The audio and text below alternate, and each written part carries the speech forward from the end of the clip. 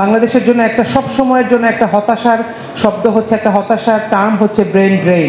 সবসময় আমাদের যেটা হয়, আমাদের যারা মেধাবী ছেলেপেলেরা আছে তারা বিদেশি ইউনিভার্সিটিগুলোতে পড়াশোনা করতে পছন্দ করে, তারা সেখানে পড়াশোনা করতে চলে যায়, এবং আনফর্চুনেটলি এদের একটা বড় সংখ্যক স্টুডেন্টদেরকে আমরা আর ফেরত পাই না। তারা যখন স্কলার হয়ে যায় তখন তারা হয়তো বিদেশি কোনো একটা প্রতিষ্ঠানে কাজ করছে, তারা আর দেশের জন্য বা দেশের কোনো প্রতিষ্ঠানের জন্য কাজ করতে খুব বেশি উৎসাহী হয় না।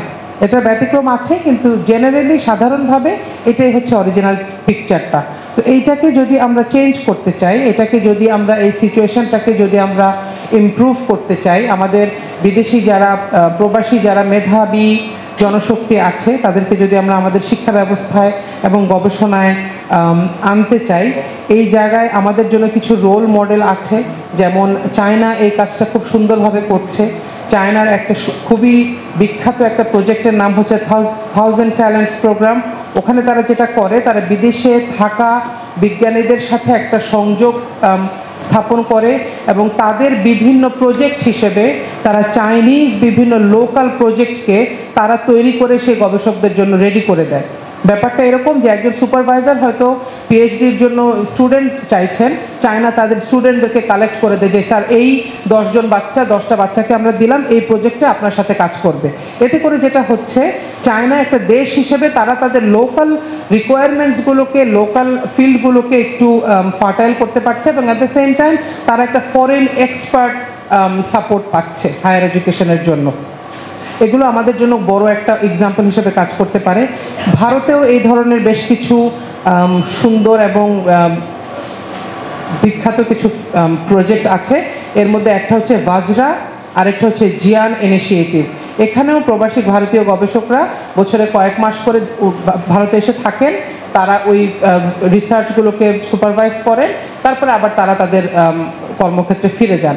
এইভাবে জয়েন্ট ভেঞ্চারে সারা বছর এই রিসার্চাররা কাজ করেন, এবং তাদের জন্য গ্রান্ট, তাদের জন্য যত রেসিডেন্স ফ্যাসিলিটিস সহ অন্যান্য যে সমস্ত ফ্যাসিলিটিস লাগে সেগুলো ভারত আয়োজন করে। জাপানেও আছে নলেজ ক্রিয়েশন প্রোগ্রাম। এখানে তারা যেটা করে, তারা বলে যে প্রবাসীরা শুধু আমাদের জন্য প্রবাসী না, ওনারা এদেরকে বলে নলেজ পার্টনার্স।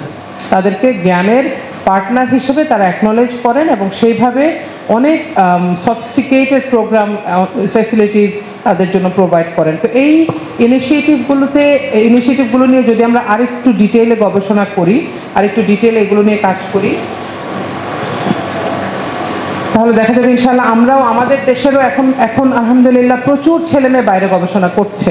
প্রচুর ছেলেমেয়ে বাংলাদেশে থেকেও তারা গ্লোবালি গবেষণার মতন যোগ্যতা অর্জন করেছে।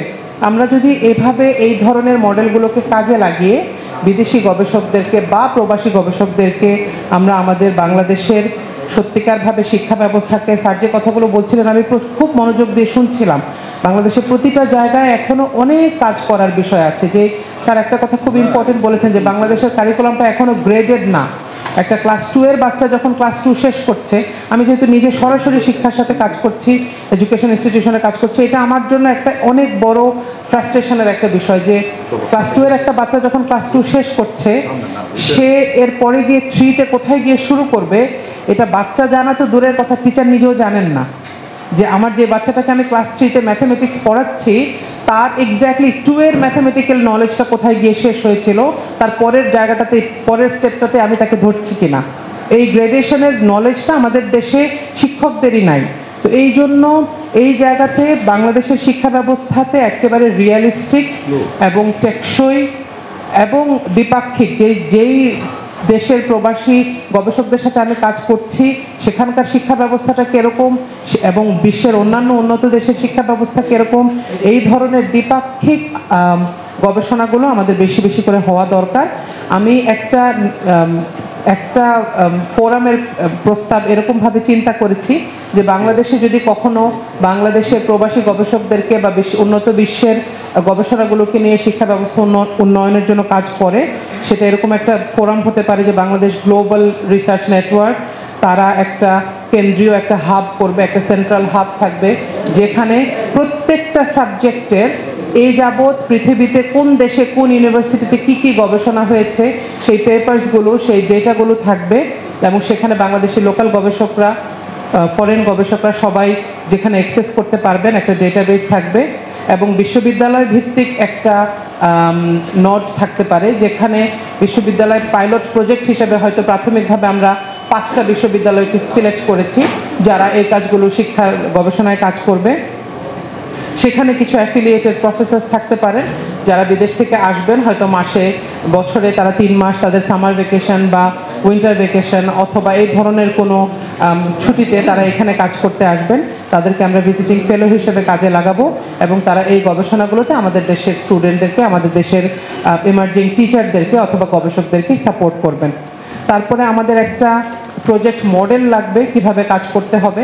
যারা অলরেডি এইরকম ইন্টিগ্রেটেড এডুকেশন রিফরমেশন নিয়ে কাজ করেছেন, এই ধরনের কিছু অর্গানাইজেশনের মডেল নিয়ে আমাদেরকে প্রথমে একটা মডেল রেডি করতে হবে যে শিক্ষা ব্যবস্থাটা যে আমরা চেঞ্জ করতে চাচ্ছি, কোথা থেকে শুরু করব, কোথায় গিয়ে কতটা সময় লাগতে পারে, কারা কারা আমাদেরকে সাহায্য করতে হতে পারে এবং এই জন্য আমাদের কি কি পেপার ওয়ার্ক করতে হবে। এইভাবে আমরা একটা প্রজেক্টের একটা মডেল, একটা পাইলট মডেল রেডি করতে পারি। আমাদের প্রণোদনা এবং স্বীকৃতি কাঠামো লাগবে। খুব স্বাভাবিকভাবেই এডুকেশন তো চ্যারিটি না, এডুকেশন চ্যারিটি অন্য জিনিস, এডুকেশন আরেক জিনিস। আমি পার্সোনালভাবে যে জিনিসটাতে বিশ্বাস করি, যেটাতে বিশ্বাস করি যে এডুকেশন শুড বি এক্সপেন্সিভ। মানে আমি বলছি এখানে যে একেবারে কিছু এডুকেশন তো থাকবে সবার জন্য উন্মুক্ত, কিন্তু হায়ার এডুকেশন এবং এই মানের গবেষণাগুলোর জন্য আমরা যাদেরকে কাজে লাগাবো, আমরা যাদেরকে দিয়ে কাজ করাবো, তাদের সম্মান, তাদের স্বীকৃতি, তাদের বিভিন্ন রকমের অনুদান এবং সম্মাননা, এই জিনিসগুলো সবার আগে ঠিক করা উচিত, যাতে ওনারাও এই গবেষণাগুলো করতে ইন্সপায়ার্ড হন।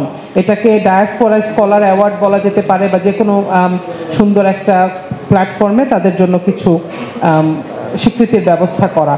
তারপরে ভার্চুয়াল একটা নেটওয়ার্ক থাকা উচিত ইন্টারন্যাশনাল ইউনিভার্সিটিগুলোর। যেমন ফর এক্সাম্পল আমি কিছুদিন আগে আমি হায়ার এডুকেশনের জন্য একটু চিন্তা করছিলাম। বাংলাদেশের কয়েকজন ইউনিভার্সিটি, আমার নিজের ইউনিভার্সিটির আমার শিক্ষকদের সাথে থেকে শুরু করে আরও কয়েকজন শিক্ষকদের সাথে আলোচনা করেছি। আমার প্রত্যেকটা যাদের অ্যাডভাইস নিতে আমি গিয়েছি সবাই আমাকে ডিসকারেজ করেছে, আমাকে বলেছেন যে এই সাবজেক্টে তুমি বাংলাদেশে হায়ার এডুকেশন করতে পারবে না, তুমি সুপারভাইজারই পাবে না।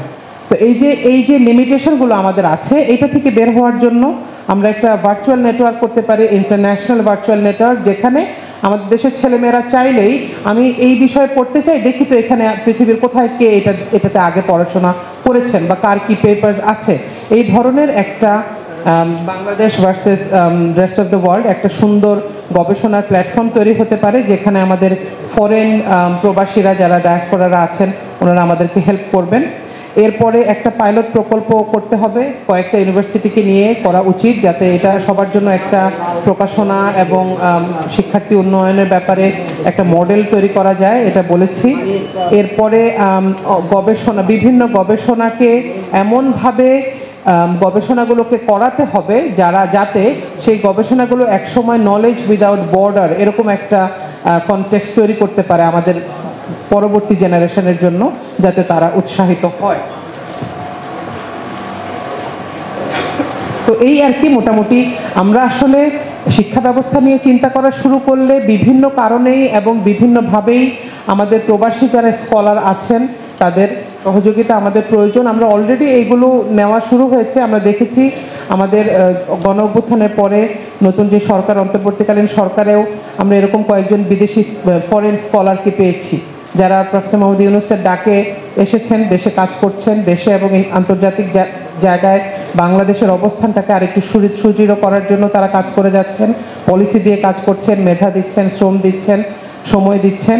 তো এইভাবেই আমরা আমাদের যে বিশাল জনশক্তি যারা প্রবাসী হিসেবে বিশ্বের বিভিন্ন জায়গায় এবং এখন অনেক ভালো ভালো জায়গায় যারা কন্ট্রিবিউট করছেন, তাদের এমন না যে তারা দেশে আসতে চান না বা দেশের সাথে কাজ করতে চান না, তাদের ভেতরেও দেখা যাবে আমরা যদি যোগাযোগ করি একটা তাদের ভেতরে একটা ডিজায়ার থাকে যে আমি আমার দেশের জন্য কিছু একটা করব।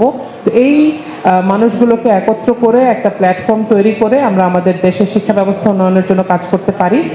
আমি আমার কথা আজকের মতন এখানেই শেষ করছি, কিন্তু এটা ঠিক যে পলিসি প্লেনামকে আমি একটা ধন্যবাদ দিয়ে শেষ করতে চাই যে গতকালকে এই বিষয়টা নিয়ে পড়াশোনা শুরু করতে গিয়ে যেটা হয়েছে, আমার মাথায় আলাদা করে এটার চিন্তার একটা ফাইল খুলেছে চিন্তাগুলো শুরু হয়েছে। হয়তো আলোচনা আমার এখন শেষ হয়ে যাবে, কিন্তু দেশের শিক্ষা ব্যবস্থা নিয়ে যেহেতু ভাবি, এই চিন্তাটা আমার মাথায় থাকবে এবং এটার জন্য আয়োজকদেরকে ধন্যবাদ। আসসালামু আলাইকুম। থ্যাংক ইউ বিজ্ঞ আলোচক মাহসিনা মমতাজ মারিয়া।